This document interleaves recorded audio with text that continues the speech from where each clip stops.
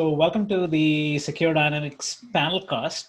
For this episode, I have three former guests who've all been on the show before. I have Diana Kelley, who is the CTO and co-founder at Security Curve and former field cybersecurity CTO at Microsoft. Welcome, Diana. Hi, Ashwin. Thanks for having me here. I have Helen Patton, who is the CISO at Ohio State University. Welcome back, Helen. And I have Marnie Wilking, who is the Security and Technology Risk Management Head at Mayfair. Welcome back, Marnie. Thanks, I'm happy to be here. So let's start with a small thing that I read off of LinkedIn, and it just hit me as to what educational institutions, particularly focused on the cybersecurity aspect of things, may get impacted. And this is just a piece of fiction, right? 6-year-old sends an email to his teacher saying, "Hey, my internet is down. I don't have access to my Chromebook anymore. I'm using my mom's laptop, and this is her email address. I'm unable to upload my homework, and if I miss this, I'm going to be grounded for the next week by my parents. So please accept this in zipped format." And he has half an hour left, and there's a deadline showing up. And what does the teacher do? Clicks on that, and then you know what happens then. So the question is, in this digital-only age where you have so much going on, and these kids that are from various different backgrounds, and being able to, is cybersecurity really top of mind for them? And conversely, on the administrator side, on the teacher side, on the school district side, where does cybersecurity even fit in, and how low is the bar for somebody either maliciously or otherwise taking advantage of this? So let's start with you, Diana. Yeah, so I think in your example you were talking about, was this a phish ultimately? Yeah. It wasn't really coming from the student, it was Correct. Coming from someone who'd hacked it. Yeah. So I mean, we've dealt with phishing for a long time. I think that there are a lot of really strong solutions to prevent phishing. It doesn't mean all the fish don't get through, but at least start with using really strong mail hygiene, using protocols like SPF and DMARC and DKIM to get validation that at least the sender is coming from where they're supposed to be coming from. They're not just emulating or being fraudulent in terms of the sense, so that you can do things like check, like, is the mail exchange server the correct one for that domain, which these kinds of checks can help to reduce some of that spam and phishing getting through. But beyond that, I think that it is going to be a challenge for especially education and other industries that don't tend to be as well resourced for technology and security, as you'll see in like financial services or governments. Federal governments tend to be higher resourced for that.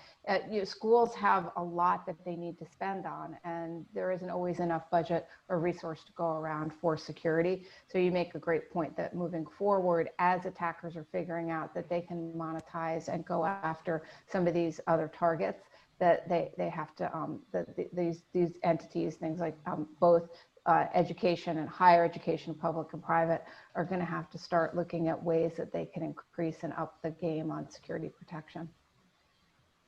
Yeah, I couldn't agree more. And I think you brought up a good point about the resources, and it likely depends on the school district and how well funded they are, and whether you're talking about secondary or elementary and K through 12 education. Not a funny story. Several years ago, there was a story about a school district in a Midwestern state, and I can't remember which one off the top of my head, but the third party that they were using to store student information had been hacked. That was bad enough that it was clear that the student information had been breached. But one of the things that happened after that information included parent contact information. It also included information like what bus route the kids were taking, where the bus stops were. And so after that breach, parents started getting threatening text messages about their children whose information had been breached. So I read this story, and I having a teenage daughter at the time who was in high school, panicked a little bit and went, "Oh my God, I have to help fix this." And then I went, I don't even know what needs fixed. So I reached out. I happened to have previously met the director of IT for the school district where my daughter went. And I reached out to him and he said, I've just been waiting for somebody to help. So we actually formed through the community in the Phoenix area, formed a small group, and we worked with a bunch of the school districts and helped them implement the NIST CSF just as a baseline for helping them understand, what kind of things do they already have in place, what kind of things maybe should they be doing, and actually help them get some funding from the school district that they would need, because you're right, they're under-resourced. He was actually ultimately able to use some student interns as well from some of their computer science programs, which helped a ton. But I think that basic blocking and tackling, I think a lot of the school districts don't have security professionals on staff at all. And so just understanding and leveraging the basic frameworks like NIST can really help them understand where they might need additional controls. And I'm sure Helen must have a whole different set of circumstances, because now she's got both faculty and students and the rest of the support staff. Yeah, higher ed is different again from K through 12. And it's really hard to even characterize just an industry as being one thing or another. There are some very well-funded schools, and there are some very not well-funded schools. And everything in between. To Ashwin's question, I think our students aren't thinking about cybersecurity. They expect it to be there, but they're not thinking about it. And they sit in this very strange space where an institution is expected to protect them, but they are customers and they have autonomy to make their own choices. So you have to, as a CISO at a higher education institution, I can't tell my students they must do anything. I have to enable services that they choose to use or not use. And I have to encourage them to have behaviors that are secure. But they're autonomous customers of our institution, and they can do whatever the hell they want to do, and they do, right? So that's the student side. On the faculty side, especially right now, faculty are so fatigued. They are so fatigued. They've had to go from however they choose to teach. And I teach a class as well. You just don't rock up to a class and know what you're doing and have the class work. And it takes multiple years of teaching your curriculum to refine it, to know what works, to know what doesn't work. So we asked all of our faculty in March to go from whatever they've been doing for however long they've been doing it to something completely new and a technology-based way. Now, some of them who are tech people, some of them adjusted just fine. I actually find the tech people are so more set in their ways. They want to use their Mac. They want to do it exactly this way. They want to use this browser, and it better be this browser with this add-in, and it better not be something different.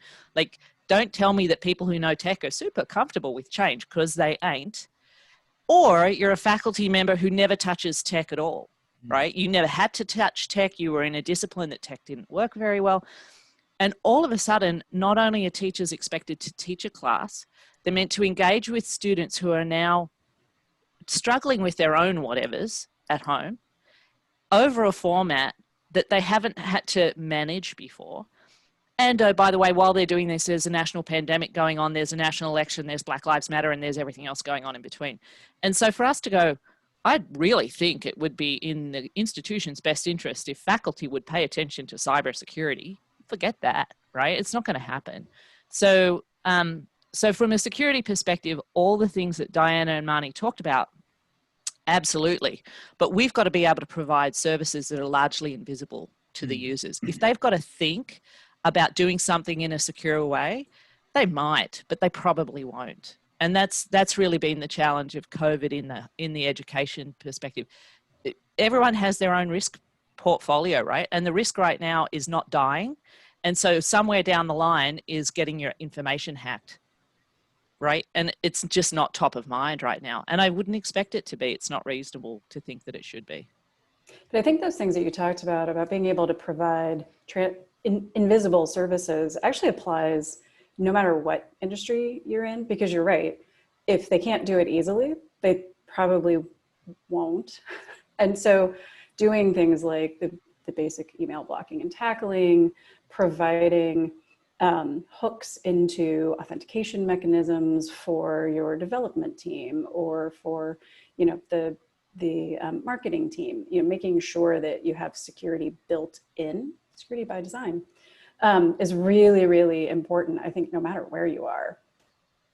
Yeah, and I wanted to underscore something that you brought up, Marnie, which was around the NIST CSF, the cybersecurity framework, because a lot of larger companies, you know, they look at ISO in the 2700 series, they're going after their SOC 2 type 2 kind of assessments.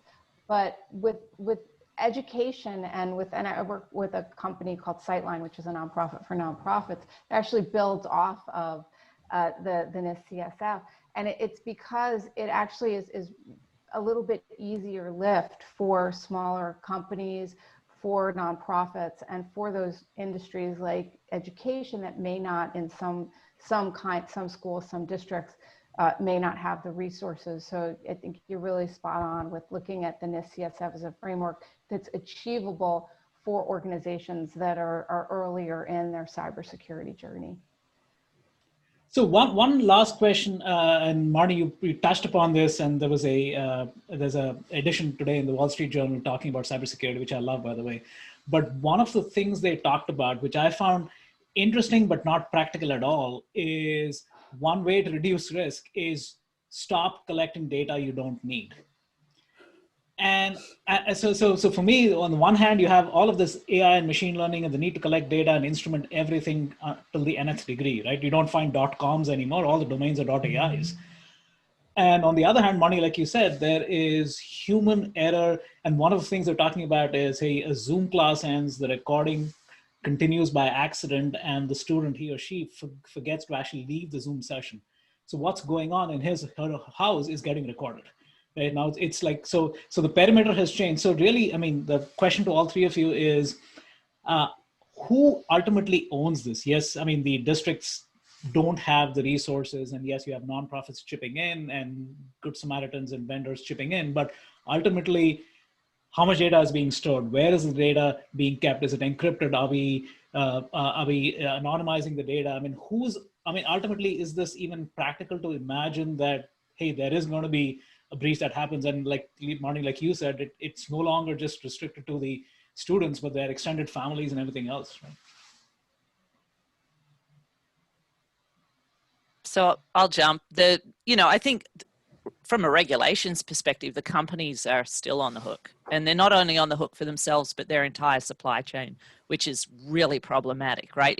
If you don't have a lot of capability to take care of yourself, and you've outsourced a lot of your services or your applications or whatever to Zoom or whoever, it's almost impossible for a small company or a school to have any sort of authority to get a vendor to do anything. So I think it can be really problematic, but the regulations say that the company who collects the data is responsible for the protection of that data.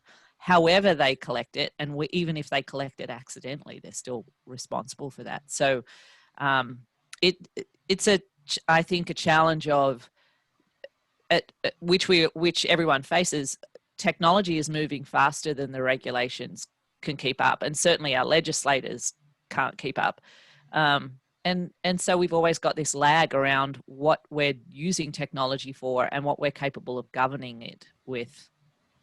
So I don't know. I don't see us solving that problem anytime soon. We're going to break some eggs along the way. And I think it's especially hard from a supply chain management standpoint.